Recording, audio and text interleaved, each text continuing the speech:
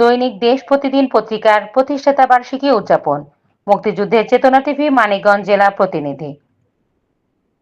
সর্বাধিক প্রচারিত দৈনিক দেশ প্রতিদিনের ১৬ বছর পদার্পণ উৎসব উপলক্ষে গুণীজনদের সম্মাননা, প্রশিক্ষণ, সাংবাদিক সম্মেলন ও প্রতিষ্ঠাতা বার্ষিকী উদযাপনের আয়োজন করা হয়।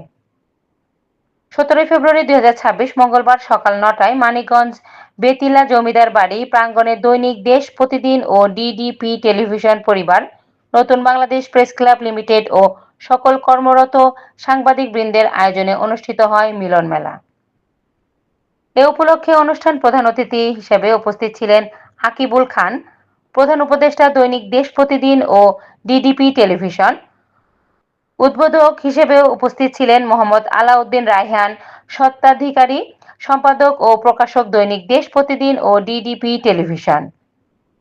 প্রধান বক্তা হিসেবে উপস্থিত ছিলেন মোহাম্মদ জুবায়ের হোসেন এলএলবি, ব্যবস্থাপনা সম্পাদক দৈনিক দেশ প্রতিদিন ও ডিডিপি টেলিভিশন। সঞ্চালনায় ছিলেন তাজরুবা করিম, প্রধান নির্বাহী কর্মকর্তা সিইও দৈনিক দেশ প্রতিদিন ও ডিডিপি টেলিভিশন।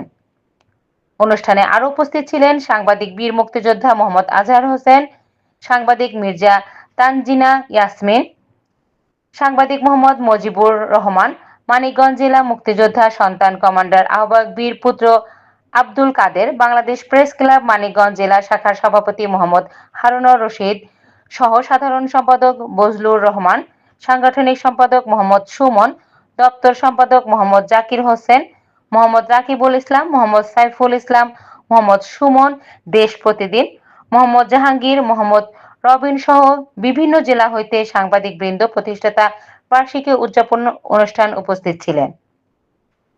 দুপুরে আপ্যায়ন পর সাংবাদিক বীর মুক্তিযোদ্ধা মোহাম্মদ আজহার হোসেন সহ গুণীজনদের সম্মাননা প্রদান করা হয়।